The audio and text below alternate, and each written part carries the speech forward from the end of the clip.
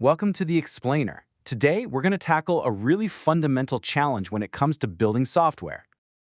Okay, let's just dive right into this. Why do so many projects seem to go off the rails? Well, it often comes down to one simple, unavoidable fact: change. The business environment, what users actually need, the technology itself, it's all constantly changing. So trying to just freeze all the requirements at the very start of a big project, it's pretty much impossible. And this chart really illustrates the high stakes here. You've got roughly 60% of software costs tied up in development and 40% in testing. So when those changes happen late in a process, these costs can just spiral out of control. Exactly. How can developers possibly hit a moving target? It's a huge problem. By building a prototype. See, instead of fighting against change, prototyping is a method to actually embrace it and, more importantly, learn from it. So this is the crucial point. It is not the final product, not even close. It's an early, tangible model of the system that lets you test out ideas before you commit to that full-scale development. And it's incredibly versatile. You can use it during the requirements phase to make absolutely sure you're solving the right problem.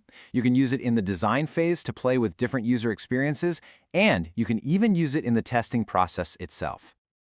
Okay, that makes total sense. But what does the process of actually developing a prototype look like? Well, it's a focused, iterative cycle. You start by defining what exactly you want to learn. Then you define just enough functionality to meet that specific goal, build the prototype quickly, and then, this is the most important part, you evaluate it with users and stakeholders to get their feedback. And all this effort up front, it really pays off. What are the concrete benefits we're talking about?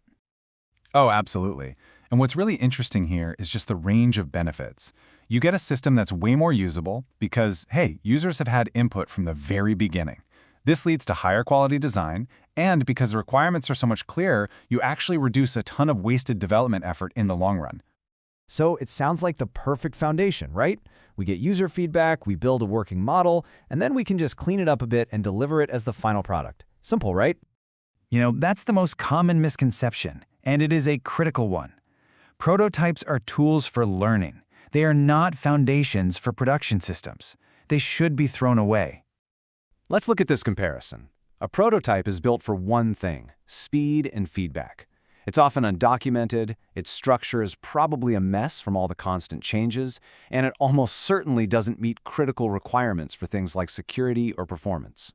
A production system, on the other hand, has to be built on a solid, well-documented, high-quality foundation. So even though you throw the prototype away, the knowledge you gain from it makes this one of the most effective software development methods out there. Exactly. By investing in a low-cost, disposable prototype, you answer the hardest questions and you resolve the biggest uncertainties at the very beginning of the project, when the cost of making a change is at its absolute lowest.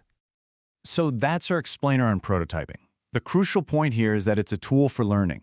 So think about that. How can you use it to build better?